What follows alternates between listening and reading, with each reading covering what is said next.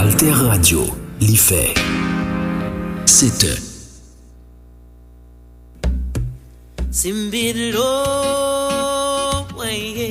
Bonjour, ici Malou Boboir sur Alter Radio.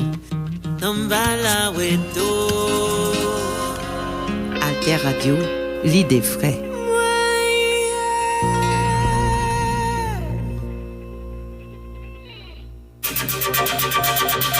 La plateforme Alter Press, Alter Radio, leader de l'information utile et de la diffusion des idées en Haïti. Alter Press depuis 2001, pionnière de l'information en ligne. Alter Radio depuis 2015, pionnière de l'information web radio en ligne. Alterpress.org, alterradio.org. Sur les ondes 106.1 FM à Port-au-Prince.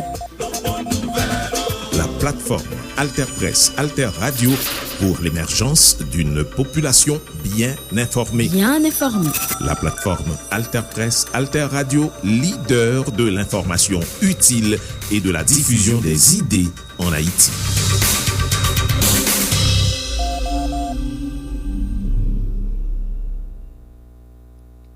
Bienvenue sous Alter Radio 106.1 FM, alterradio.org. C'est le magazine nous, évidemment, et nous proposons dans place événement jeudi une autre interview importante qui concernait l'Occident. Nous connaissons depuis 15e siècle et puis depuis la période colonisation, eh bien l'Occident c'est lui qui imposait tête li au niveau mondial, c'est un modèle de modernité d'après ça, il fait nous connaît et nous, là, au moment côté, il a critiqué l'Occident en pile, notamment pendant que Sud Global là, lui-même prend pied avec des pays tant que Brésil, l'Afrique du Sud, avec l'autre encore, tant que l'Inde, la Chine, à l'entête. Alors, question qu'a posée, est-ce que yo ka penser la modernité sans yo pas penser à l'occidentalisation, pour nous dire comme ça, et qui conséquences colonisation gagnent au niveau mondial, et est-ce que moment arrivé pour chanter entièrement ça aurait les Occident? C'est réponse à eux que Maurice Godelier a porté, lui-même qui c'est un anthropologue et qui écrit un livre qui relève Quand l'Occident s'empare du monde, sorti depuis 15e, rivé 21e siècle. Li a parlé avec Pascal Boniface, dans IRIS, Institut Relations Internationales Stratégiques.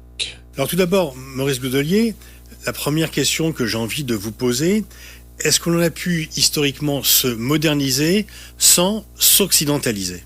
Oui, parce que le processus de se moderniser, c'est pas un processus seulement moderne.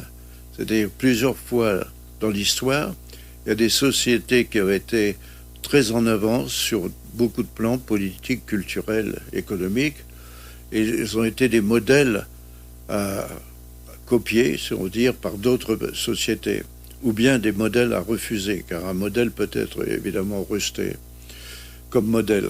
Et donc, le premier grand exemple, c'est peut-être le Japon, qui au VIe siècle emprunte la riziculture, la sériculture, l'écriture chinoise, le bouddhisme et en plus le modèle d'État.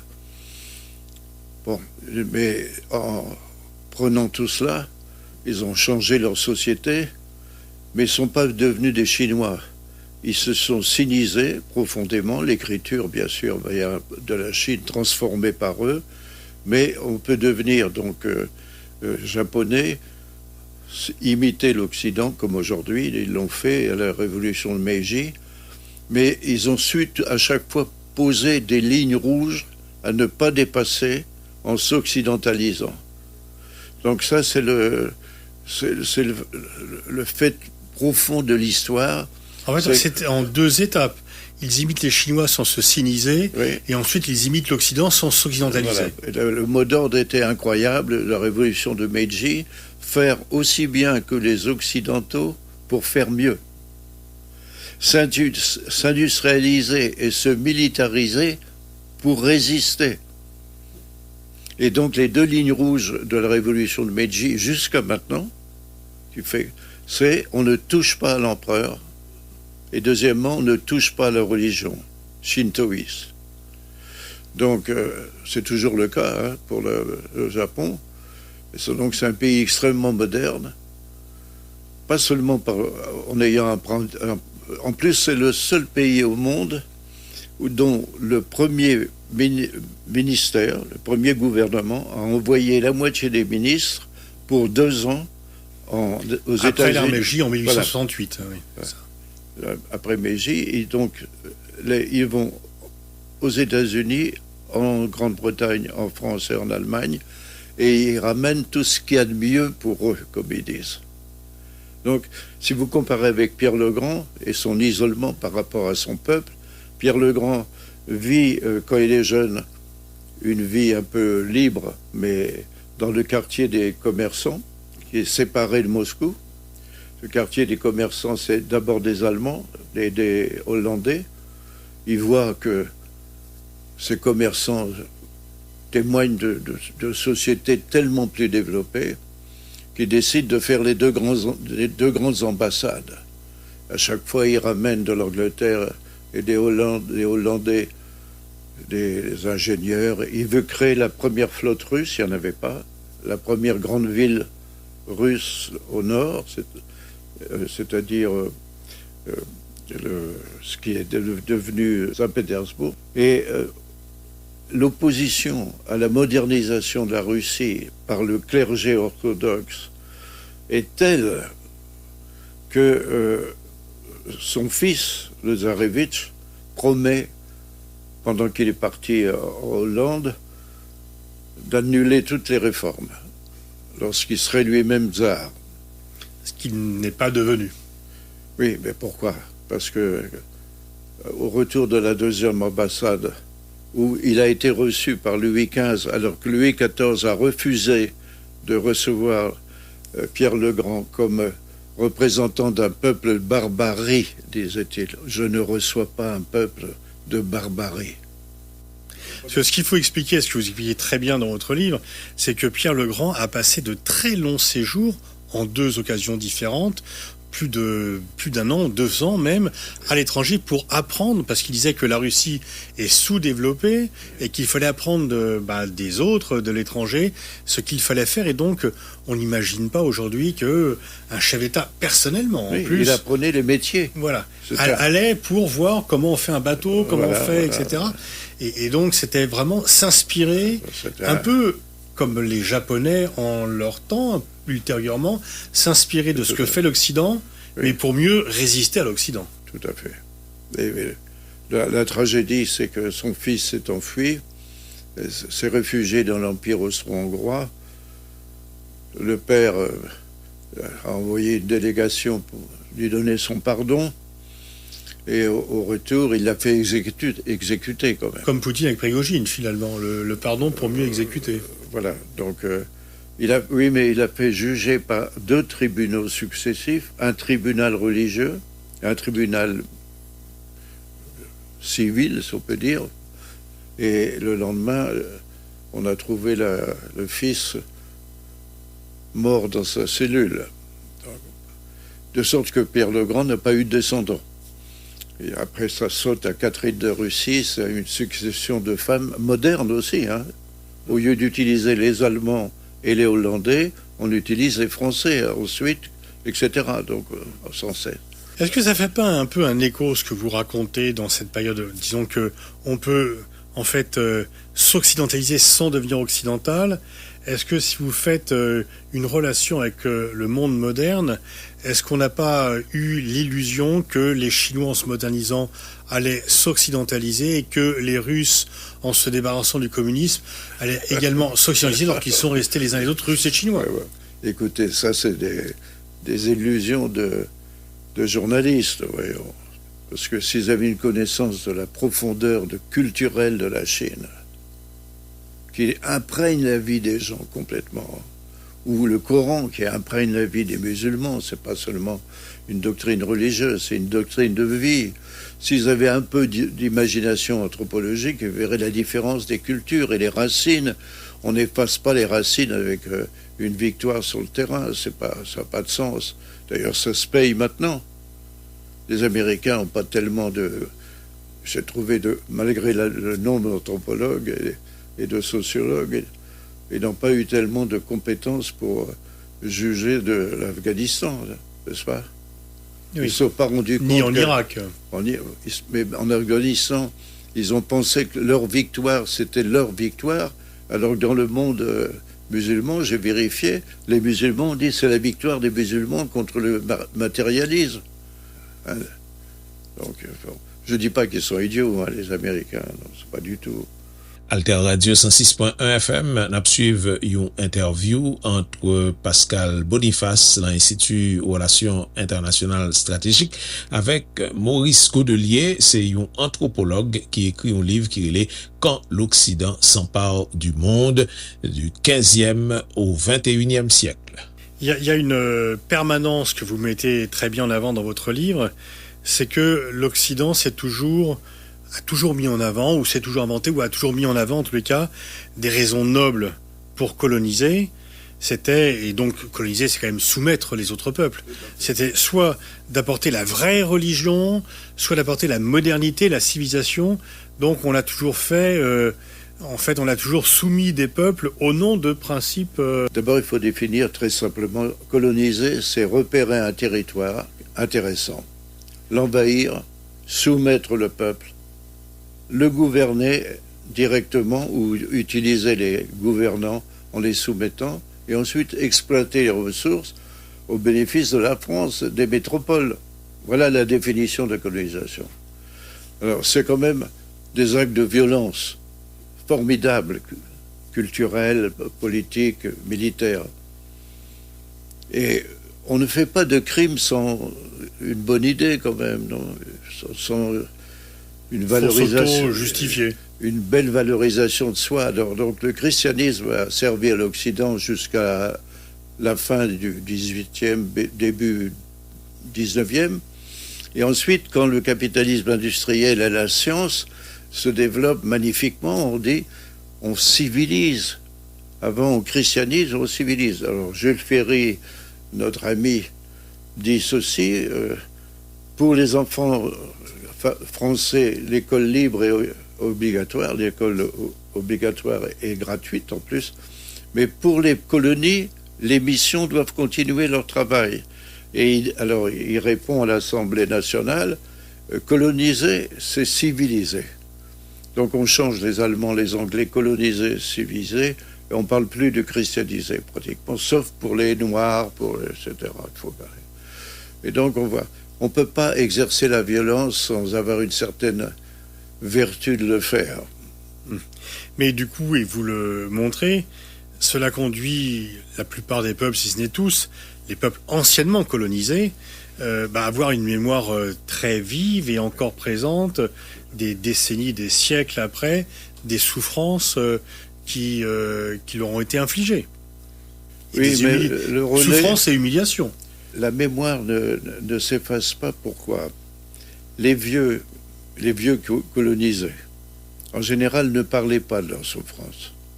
C'est les fils et les petits-fils qui n'ont pas de boulot, qui sont mal scolarisés, qui réutilisent la misère de leur peuple ou la souffrance contre l'Occident et pour se justifier eux-mêmes d'être ce qu'ils sont quand même.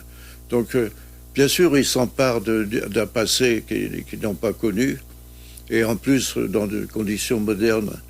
Mais c'est parce que ils constatent en gros que, je parle pour l'Afrique, l'Afrique subsaharienne, que ça n'a pas beaucoup changé, que les populations sont multipliées par 3, par 4, par 5, il n'y a pas moyen de scolariser les gens, les familles ont 7 enfants, 8, il n'y a pas de job au bout. Toutes les ressources, uranium et autres, c'est pas eux capables de les exploiter. Soit ils dépendent des Français, soit ils dépendent des Chinois. Et donc, la dépendance a continué après l'indépendance. Mais les besoins pour une vie moderne qu'ils connaissent, la télévision, portable et tout, les besoins qu'ils ont ne peuvent pas être satisfaits. Et donc les jeunes générations en font un flambeau révolutionnaire contre nous. Bon, ils vont se soumettre à la Chine peut-être et à la Russie. C'est pour ça que d'avoir vécu en Afrique, je ressens beaucoup des perspectives d'avenir du continent, même des grands pays comme l'Afrique du Sud et le Nigeria qui ont des richesses colossales. Ça fonctionne pas, quoi. Ça fonctionne pas. Le gouffre d'inégalité est immense. Alors, c'est pas le cas des grands pays asiatiques qui ont... Enfin, on oublie que l'Afrique a été seulement colonisée, on peut dire, à partir de 1890-92. C'était une nappe de tribus avec des royaumes, parfois, comme au Congo, importants, mais à une distance par rapport à l'Occident incomparable avec celle de l'Asie par rapport à l'Occident. Et comment on explique que l'Afrique ait plus de mal à reconquérir une véritable indépendance que l'Asie? L'Afrique a été découpée en morceaux impossibles. Le Gabon, tout ça, ça n'existait pas. Là. Et donc on a coupé à travers des tribus, des groupes ethniques, des routes commerciales, des routes religieuses. C'est pas le cas de l'Asie. L'Asie, c'était déjà des grandes unités quand même. Et ils avaient des religions comme le bouddhisme, etc., qui sont unificatrices quand même, qui donnent une identité partagée quelque part. Bouddhisme, etc. C'est pas le cas de l'Afrique. Et si vous voulez, ce découpage arbitraire est presque invivable dont ils ont hérité Gabon, etc., Côte d'Ivoire, etc. D'un certain point de vue, c'est la même chose avec l'Amérique latine. L'Équateur, tout ça, c'est des découpes, c'est pas comme en Afrique. Et c'était leur indépendance, c'était la conquête encore plus forte des Occidentaux, puisque quand ils sont séparés de l'Espagne, c'était des Blancs qui ont pris le pouvoir entièrement. Donc ils ont encore plus créé un système colonial en étant dans l'indépendance par rapport à l'Espagne. Et donc si vous prenez les deux jambes faibles du monde actuellement sur votre carte, les deux jambes, c'est l'Afrique subsaharienne et c'est l'Amérique latine, quand même. Alors, malgré leur richesse. Mais pas l'Asie. L'Asie, il y a une tradition. Le Moyen-Orient, bon, ils ont... L'Arabie Saoudite, c'était quand même des Bédouins. C'était des Bédouins. Donc, tous les jours à la télévision, il paraît que le prophète a envoyé le pétrole. C'est bien, c'est le peuple élu, non? Bon. Mais toutes les installations étaient construites par des ingénieurs américains. Toutes. Et toutes sont maintenues par des experts occidentaux.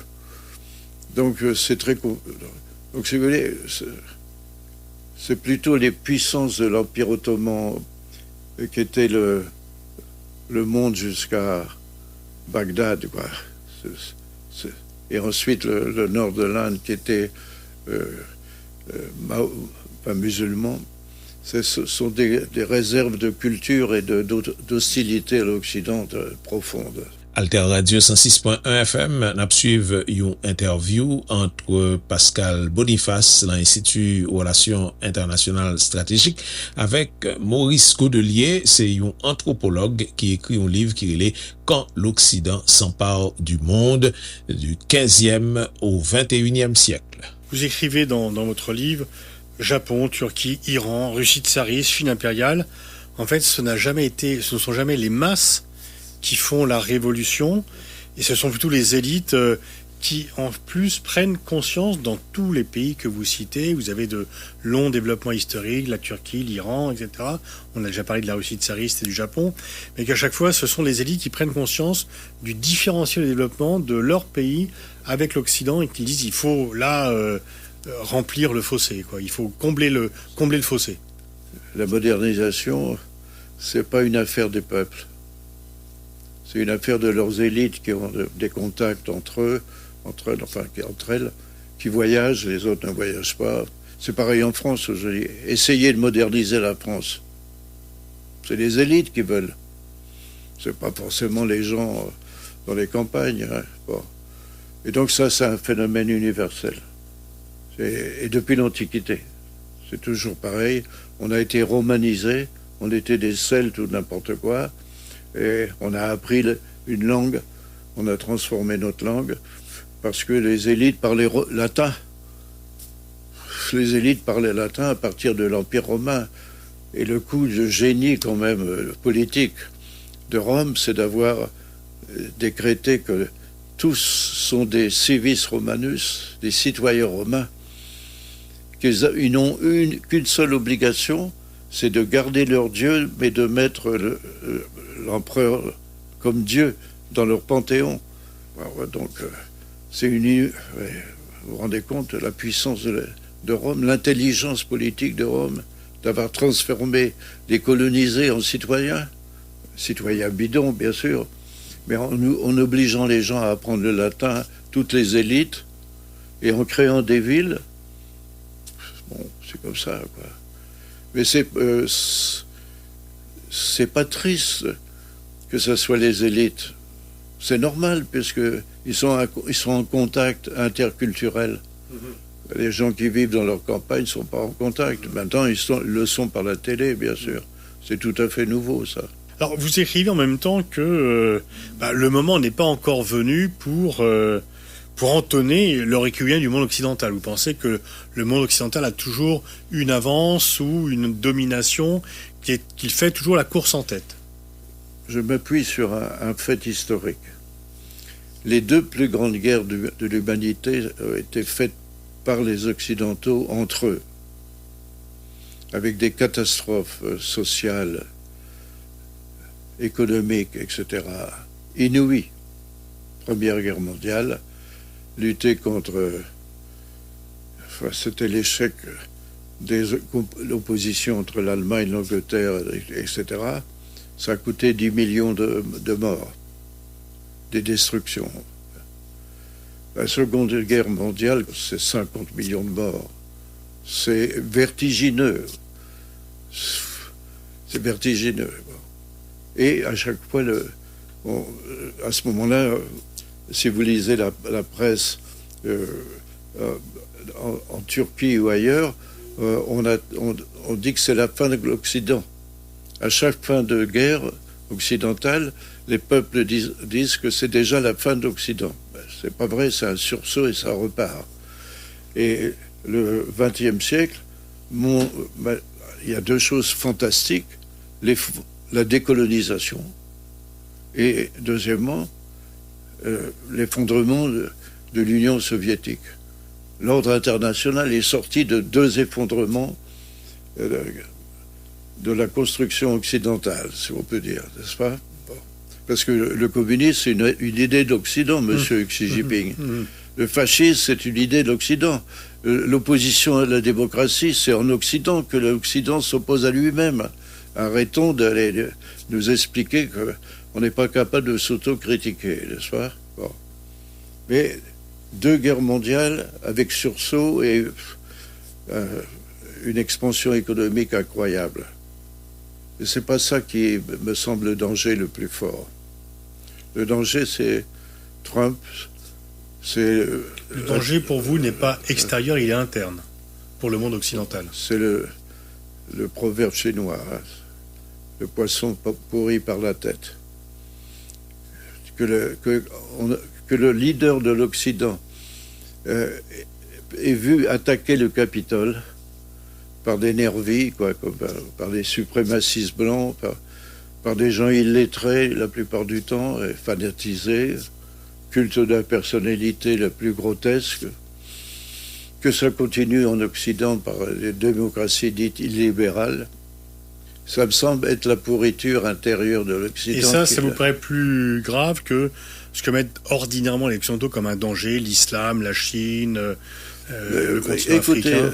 L'Occident va, parce que j'ai bien compris Joe Biden et d'autres, ils ont pris des décisions économiques pour reprendre 10 ans d'avance en technologie militaire et économique. Donc il y a un sursaut au moins de 10 ans. Hein. Et puis l'ordre mondial va se recomposer. Donc la mondialisation du capitalisme, c'est grâce à l'effondrement du communisme. Jusqu'à les frontières de la Chine, tout est capitalisme maintenant. Donc c'est un système, le premier système mondial. Brodel parlait de système monde, si vous vous rappelez, pour l'Empire romain, etc. Mais c'était des petits mondes. Hein. Le capitalisme industriel, moderne et financier, c'est un système mondial que tout le monde prend en compte pour lui-même. Mais maintenant, il va y avoir des divisions économiques, géopolitiques. On va avoir des échanges avec des alliés et des amis, pas avec ceux qui vont nous donner les meilleurs profits. Donc, aujourd'hui, la géopolitique pèse sur l'expansion économique du capitalisme. C'est-à-dire, il est possible qu'il y ait deux mondes mondialisés. Et coupés l'un de l'autre. C'est possible. Un monde chinois et un monde américain, occidental. Oui, voilà. Avec les pays intermédiaires. Vous croyez à cette nouvelle coupure dont on parle depuis longtemps, The West versus the Rest, l'Occident? Je ne suis pas assez économiste pour vous dire quelles sont les attaches indélébiles. Quoi. On ne peut pas s'amuser en économie seulement par des décrets politiques. Il y a des attaches plus profondes, différentes, difficiles à manier, et le politique peut se casser les dents. Quoi. J'apprends que les Français, paraît-il, sont en Asie centrale, faire du business, ce qui sert d'ailleurs à Poupine. Bon, passons. Donc, je ne pense pas que ce soit parce que, si vous voulez, la démocratie, si vous la prenez dans sa racine, la plus forte, c'était la Révolution française. Liberté, égalité, fraternité. Qui n'est pas réalisée vraiment. Mais c'est une idée force. C'est une idée qui explique que les femmes en Iran jettent leur truc. C'est-à-dire une autonomie de la personne, des droits politiques aux individus. Ça, c'est le facteur rongeur. C'est le facteur qui peut disparaître pendant un siècle et il réapparaîtra. C'est irréversible. Donc l'Europe, si vous voulez, le capitalisme, c'est l'inégalité. Le capitalisme produit la richesse et la pauvreté. En même temps, ce qu'oublient les gens à la télévision tout le temps, la richesse, chacun va devenir auto-entrepreneur, enfin des blagues incroyables, enfin des mensonges possibles. Bon. Mais l'idée de la Révolution française, c'est-à-dire liberté, égalité, fraternité, c'est une idée force immatérielle qui déjà a rongé beaucoup de gens. Beaucoup de sociétés ont dû se donner une constitution qui accorde des droits à ceux qui votent. Mais c'est le bordel. Non, c'est de l'acide. C'est de l'acide idéologique, je dois le dire. C'est une idée profonde. Et donc, moi, j'ai une certaine confiance